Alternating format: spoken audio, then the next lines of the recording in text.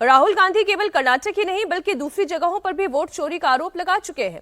राहुल गांधी का कहना यह है कि चुनाव आयोग बीजेपी के साथ मिलकर वोट चोरी कर रहा है।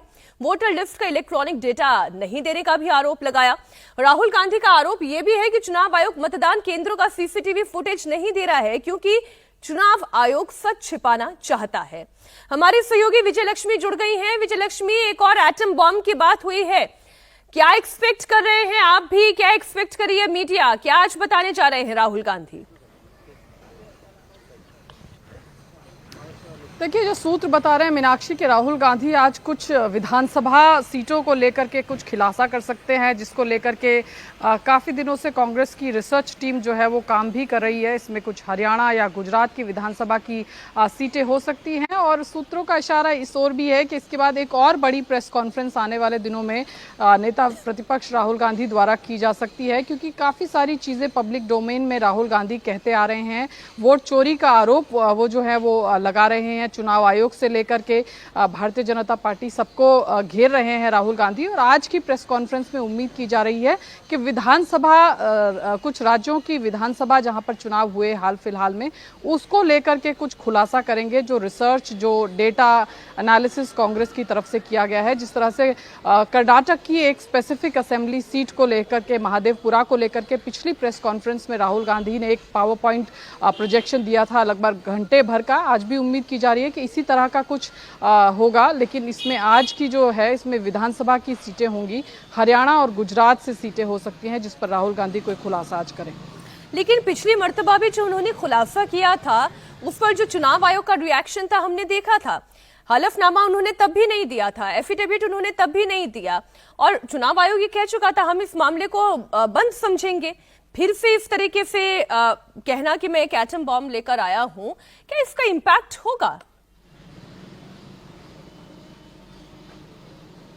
देखिए मीनाक्षी, विपक्ष का काम होता है एक परसेप्शन, एक नैरेटिव बिल्डिंग का काम करने का। जो काम कांग्रेस पार्टी कर रही है, एसआईआर का अगर आप देखें, जिस तरह से बिहार में भी वोटर अधिकार यात्रा जो है वो महागठबंधन की तरफ से निकाली गई, तो एक नैरेटिव, एक परसेप्शन यहाँ पर विपक्ष बनाने की कोशिश कर रहा है कि किस तरीके से फ्री एंड फेयर इलेक्शन इस देश में नहीं हो रहे हैं। और इस तरह के एनालिसिस करके या इस तरह की रिसर्च बेस्ड प्रेस कॉन्फ्रेंसेस करके अपने परसेप्शन को और मजबूत करने का काम विपक्षी नेता करना चाहते हैं और यही काम राहुल गांधी भी करें। इसीलिए ये जो पावर पॉइंट प्रोजेक्शंस हैं या ये जिस तरह की जो बातें राहुल गांधी कर रहे हैं, इसको एक डेटा के साथ प्रेजेंट करके अपनी बात जो है और पुख्ता तरीके से राहुल गांधी रखना चाहते हैं। वो चाहते हैं कि जनता के मन में भी ये डाउट जो है एक तरीके से क्रिएट हो और एक जन आंदोलन या एक जन चेतना जो है इस विषय को लेकर आए। ऐसा विपक्ष का मानना है कि वो ऐसा करेंगे तो वो जरूर इसमें कामयाब होंगे और वही काम राहुल गांधी यहाँ पर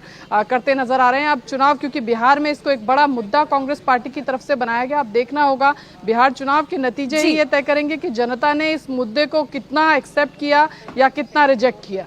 बिल्कुल ठीक, यह बात बिल्कुल सही कह रही हैं विजय लक्ष्मी। क्या कोई जानकारी और आपको मिल पाई है कि क्या किसी स्टेट की बिहार या फिर उत्तर प्रदेश या महाराष्ट्र, किसी एक स्टेट सेंट्रिक डेटा इस बार लेकर आने वाले हैं राहुल गांधी?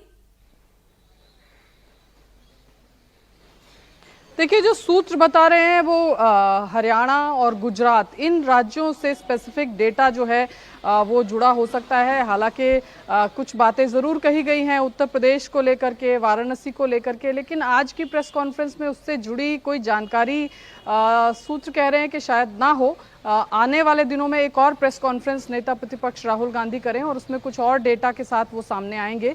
लेकिन आज की जो प्रेस कॉन्फ्रेंस है इसमें कुछ स्पेसिफिक विधानसभा सीटों की बात होगी। इसमें हरियाणा और गुजरात की कुछ सीटें हो सकती हैं, इस ओर इशारा सूत्र कर रहे हैं।